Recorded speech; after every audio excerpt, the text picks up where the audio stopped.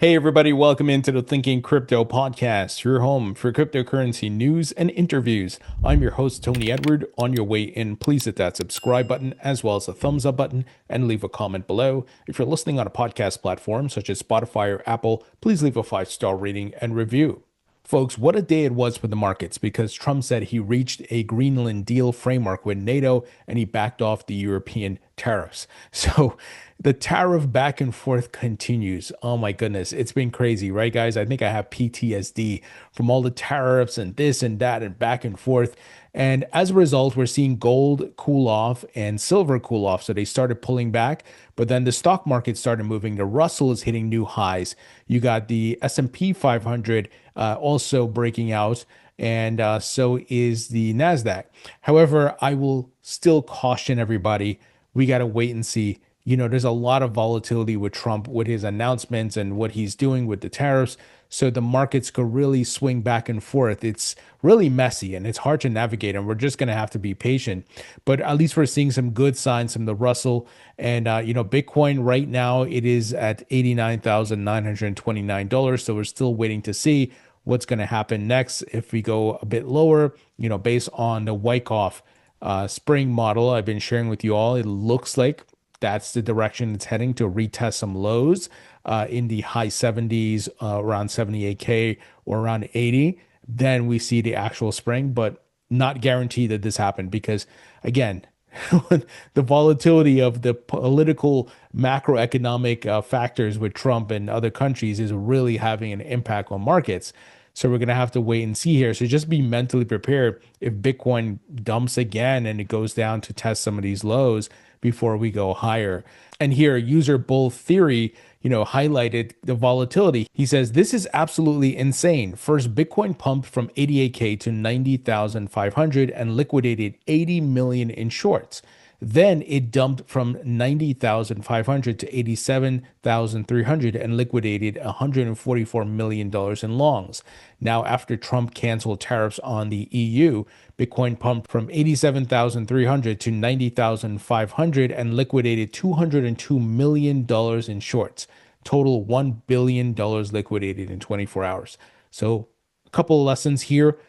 Don't use leverage, clearly, right? Whether you're going long or short, you don't want to do that. Just buy spot, buy the blood in the street, and be patient, right? Second, look at this volatility. This is just wild, man, and it's annoying. Obviously, you wish the markets weren't so affected, but tariffs are a huge thing, and conflict, geopolitical tensions and conflicts is a real thing. So we're gonna have to wait for the dust to settle here, and let's see. Again, there could still be further downside. Just be mentally prepared, guys. All right, we don't want to be emotional. As annoying as it is and frustrating, we know markets are cyclical, and this type of volatility is not a continual thing ongoing. It happens at periods of times. So we really, really have to be patient. Okay, look at this news. Nansen rolls out AI-powered trading solution on Solana and Base in a shift from pure analytics. So on-chain analytics provider Nansen has launched an AI-powered integrated trading solution within its web and mobile applications, initially rolling out on Solana and Base. So many of you know Base is Coinbase's layer 2 on top of Ethereum. The launch represents a strategic expansion for a firm built on a proprietary dataset of more than 500 million labeled wallet addresses. Nansen said the solution integrates analysis and execution within a single interface, addressing a traditionally fragmented workflow for on-chain traders. Here's a quote. "This is the most significant product launch in Nansen's history," Alex Svanovic, co-founder and CEO of Nansen, said in a statement shared with the block. He continues saying, "For years, Nansen has been the best in the world at surfacing high-quality signals for on-chain investors. That data foundation is what made Nansen AI, our mobile app, possible. Now we're closing the loop by enabling users to execute trades directly in our product, both through an AI-native conversational mobile UX and trading terminal on the web." So the infrastructure continues to be built here for crypto in different ways, and clearly they're integrating AI, and AI will be a big part of exchanges, wallets, and much more. I think that's going to be a big, big innovation play. So we're going to see, again, a lot more of AI within these crypto products, services, infrastructure, and much more. Now, folks, this episode is brought to you by Trezor. Trezor makes beautiful hardware wallets that make it easy for you to self-custody your asset.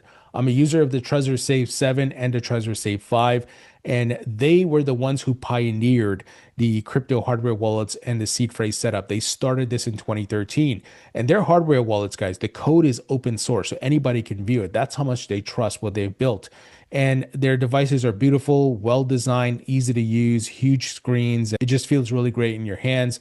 And of course, they support all the major crypto assets: Bitcoin, Ethereum, Solana, XRP, Cardano, even Dogecoin, and even new coins, right? So you can check out the full list on their website, and they have a great software called Trezor Suite, which helps you to manage these assets, and you can buy and sell as well. You could do it on your mobile phone, your desktop. And they also have a hand holding service. So if you buy the device and you want to talk to a Trezor rep to help you get it set up, they have that available. So that's pretty unique. Not a lot of crypto wallet services or companies offer that type of support. And don't worry, they don't ask you for your private keys. So folks, once again, I'm a user, I'm a believer in the product, I can vouch for it. And if you use my code, Thinking Crypto, all one word, Thinking Crypto, you can get 5% off your purchase.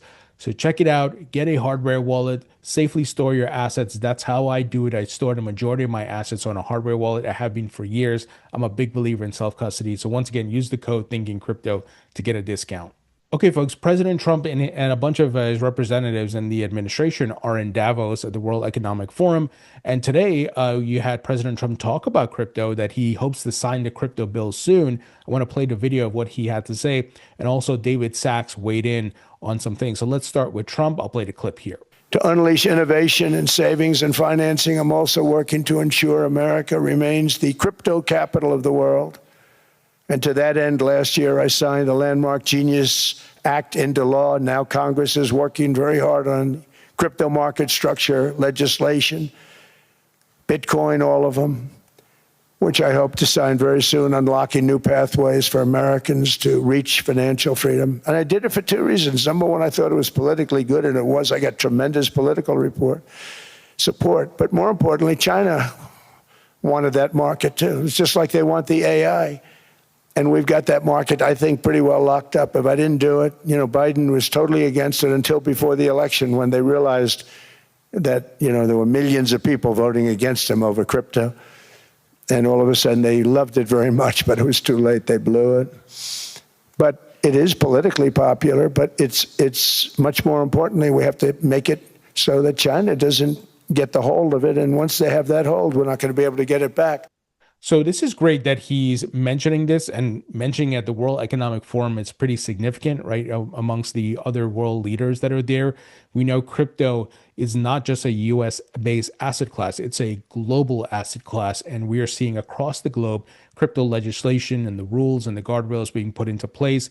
Huge institutions such as banks, stock exchanges, payment companies around the globe are all adopting the technology.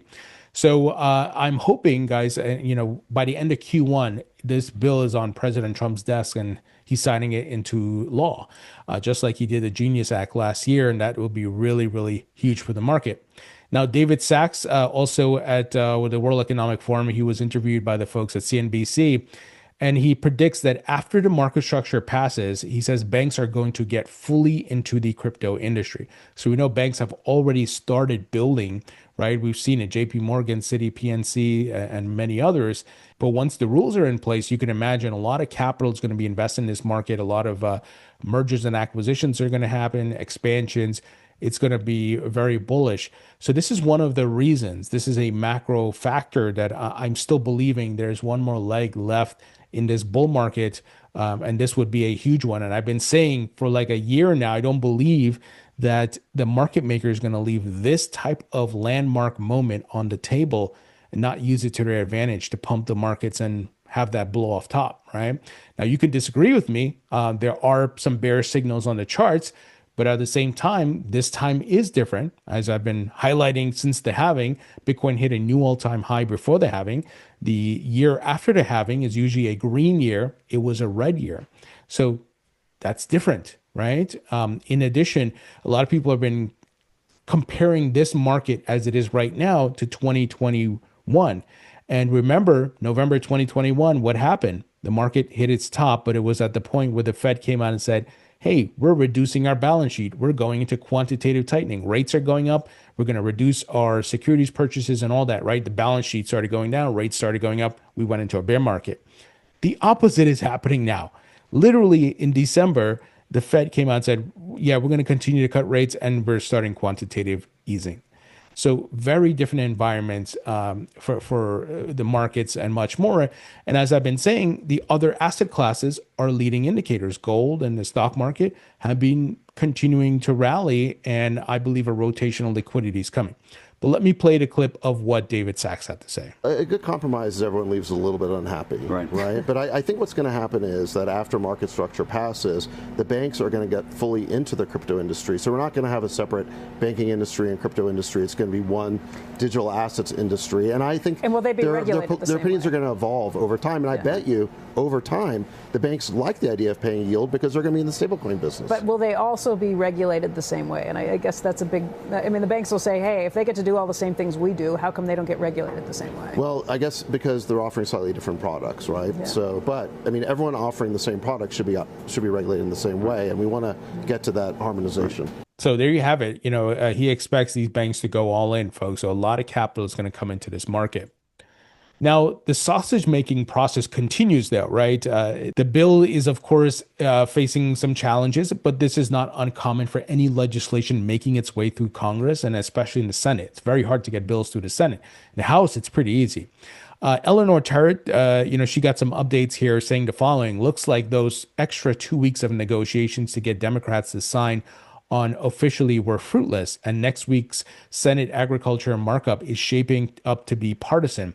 Not a great sign for the Senate Banking Committee, which was likely hoping for a bipartisan deal to smooth its own markup. Senate Agriculture text will schedule to be released tonight. So I believe they did release that, and it's the latest version. And Chairman John Boozman is lamenting that a deal with Democrats couldn't be reached. He says he still looks forward to the markup next week, scheduled for Tuesday at 3 p.m. Eastern time. So again, the sausage making is ugly. It's not for everybody, but we're still seeing progress here. And even Bloomberg here is reporting that this bill is going to be delayed and the Senate panel is going to pivot to Trump housing. So we know this bill is not passing this month, let alone I don't think anything's going to happen in February. As far as passing it out of the Senate, I do believe it's going to be the end of Q1, maybe by mid-March or end of March, right? You could even spill into Q2 just because there's other things going on. And then, the banks are lobbying hard and there's going to be a lot of back and forth, and we'll have to see what type of compromise they come up with. But again, this is how the sausage is made. We are still seeing progress despite the ups and downs and the back and forths and so forth. That is just par for the course. Okay, final news item. Vietnam opens crypto exchange licensing with nearly $400 million capital barrier to entry.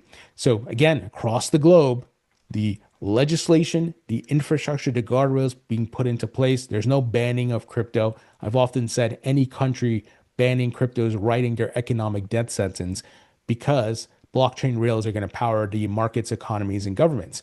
So the pilot regime favors domestic banks and securities firms with ownership rules and capital requirements, likely limiting participation to a small group.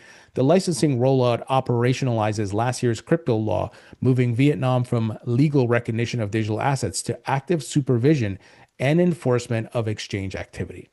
So clearly, they're rolling it out in phases. Crawl, walk, run, right? One of the things I've been highlighting for years is that these countries, they're worried about capital flight. They're worried that they can't tax the assets and so forth, right? And I get it from their perspective. They may be used to a very analog way of doing things, semi-digital. Crypto's fully digital, and because it trades 24/7, and because there is a pseudo anonymous privacy element there, they're worried, right? They're worried about capital flight. They're worried about tax evasions and so forth, because not to say everybody who invests in crypto is doing that, just there are bad actors, right? So they're going to roll it out and make sure they monitor the exchanges and show us everything and do the reporting. Look, that's happening here in the United States. The IRS, they are having the exchanges put out a new form and all kinds of things are happening. And wait till the market structure gets passed. There's going to be a whole bunch of rules and regulations for these firms. So this is the end game, right? There's no way around it. And I know there are some people who are very libertarian and they feel like, oh, well, the government shouldn't be able. I agree with you, idealistically, but in the reality, in the real world, we know that that's not going to happen, right? So it is what it is. I'm honestly here, like I've said many times, to make money. I've got skin in the game. I'm with you guys. I'm in the same boat with you guys. I'm looking to make as much returns as possible. I got my portfolio. I got, my top holdings include Bitcoin, well, XRP, Bitcoin, Ethereum, Solana, and others. And I'm looking for that final wave. And look, maybe it doesn't come. Maybe it's a dead cat bounce that we see for Bitcoin. But even so, in my financial situation, I'm not in a rush, where oh my God, I need the profits. Do I wish it would happen tomorrow? Of course, I have plans, right? But I'm also patient and understanding the macro and seeing what's being built and where the puck is heading and what the end game is going to be here, guys. We know blockchain is going to power all of this, and markets are cyclical. So eventually, if we don't get that blow off top sometime this year, then maybe it's within the next 2 years. And I'm mentally prepared, right? I've thought about these situations that, hey, this could happen, right? It's a probability, and we have to be prepared for it. So I'm being very transparent with you guys, and I hope you understand my thought process, my mindset here, because I don't want to be emotional about the markets, and I have to make sure I have the macro outlook to get the most benefits here. So folks, let me know what you think. If you agree with me or not, leave your thoughts and comments below. Hit the thumbs up button. Be sure to leave a comment as well. And folks, please support the podcast by subscribing to my free email newsletter. It is 100% free. Link will be in the description. Grab a copy of my book on Amazon. It's available in paperback and digital, and my course at mycryptocourse.com. This is a comprehensive course that teaches you everything you need to know about crypto. Folks, thank you so much for tuning in. I appreciate you all, and I'll talk to you all later.